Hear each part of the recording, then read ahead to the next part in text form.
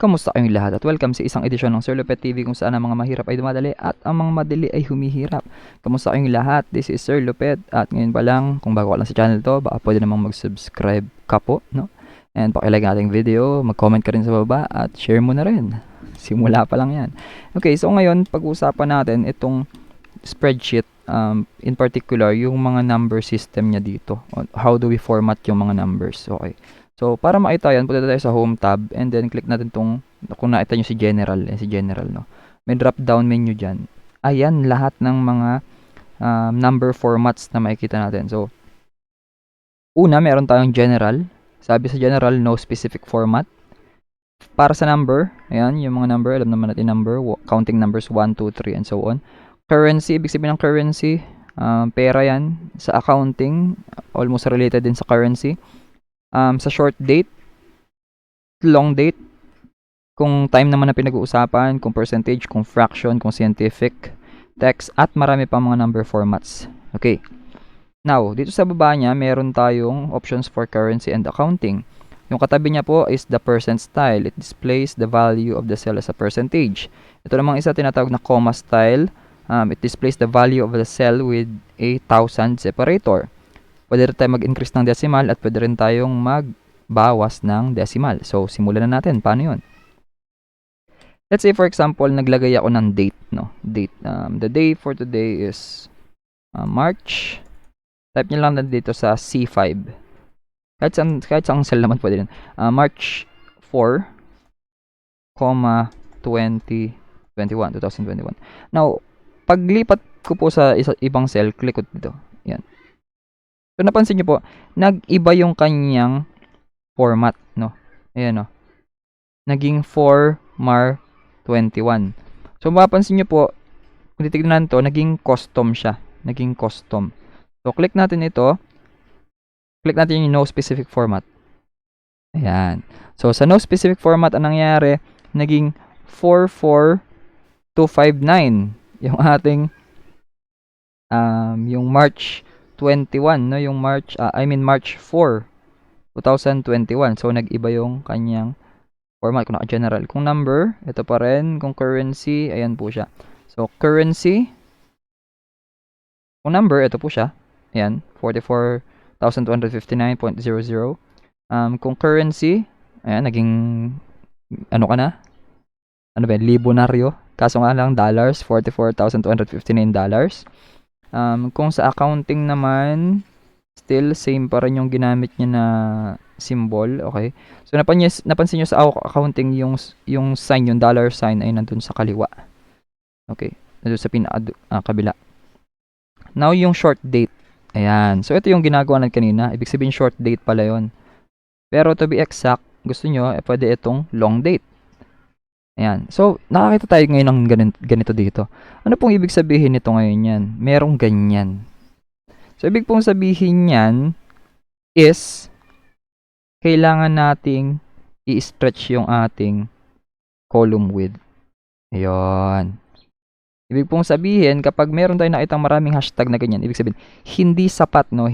Yung width ng ating column ay hindi sapat para i-project or i-present niya yung information na nandun sa cell na yun. So, gagawin natin, yan, stretch natin siya to the right. So, bibigyan ka na niya ng enough information regarding the date. Thursday, March 4, 2021. Meron pa pong paraan dyan. Pwede naman tayong pumunta doon sa time. Okay?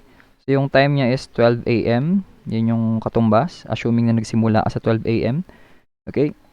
Percentage. Yan siya. Kapag fraction, ito din naman. No? So, mapapansin nyo, hindi naman talaga yun yung gusto nating format na lumabas. So, yung ano lang, yung March lang. So, gawin natin March. Ulit natin na.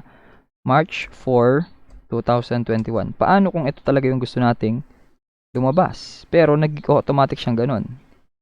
Diba? So, let's try something. So, tignan natin kung gagana to.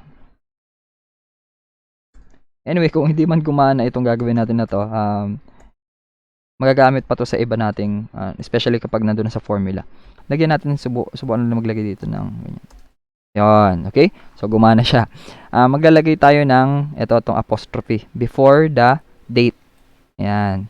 So, ang ano pong purpose nitong apostrophe? Ang purpose po niyan is, iniiwasan niya or nakakatulong po yun para pigilan yung ating system na i-automatic format niya. No? So, para hindi tayo magkaroon ng automatic formatting. So, lalagyan nyo po ng apostrophe sa unahan if we want to preserve the March 4, 2021. Yan. So, for example, if we want to include the time, 4:39 PM na po ngayon. Yan. And then click. So, napansin nyo, walang nagbago doon sa ating format. So, ganyan kalupit itong apostrophe. So, kung tatanggalin natin yon, ayan. So, bumalik siya sa 4 Mar 21. Okay. So, yan. I hope na-appreciate po natin yung paggamit ng apostrophe. Okay, next. Dito naman po, yung percent style. Okay. So, for example, maglagay tayo dito ng 0.25. So, 0.25 kapag kinlik ko yung percent style, siya ay naging 25%. Ganun lang po kadali yun, no? So, parang shortcut ito sa pag-convert from decimal to percent. So, 25%. So, for example, meron akong 0 or for example, 2/3. I think 2/7. So, 2/7 naging February 7, no? So, click natin yung percent style. Yan. So, masyadong malaki yung value na pinapakita niya, no? So, hindi naman yan. So, si percent style ay mas nagagamit natin kapag decimals po yung mga value. For example, yung 2 divided by 7, yan, no? So, mapapansin nyo, dahil yung format niya ay nandun na, so, anything na itatype natin dito ngayon ay magiging percent. So, for example, click ko po ito, and then percent style. Yan. So, pag nag-type ako dito, yan.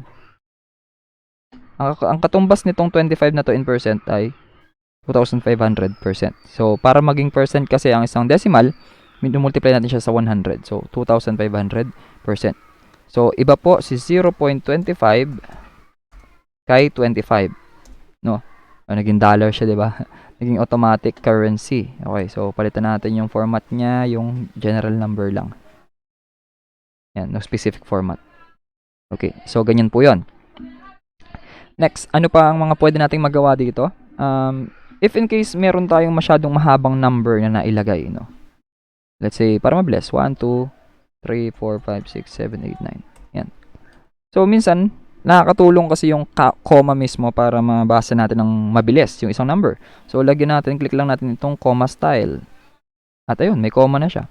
And then, meron siyang decimal, rounded to nearest hundreds, nearest to decimals. Okay.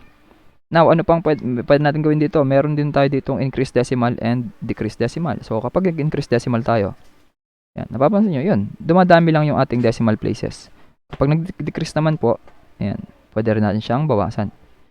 There are times po kasi na yung sagot ay masyadong malaki.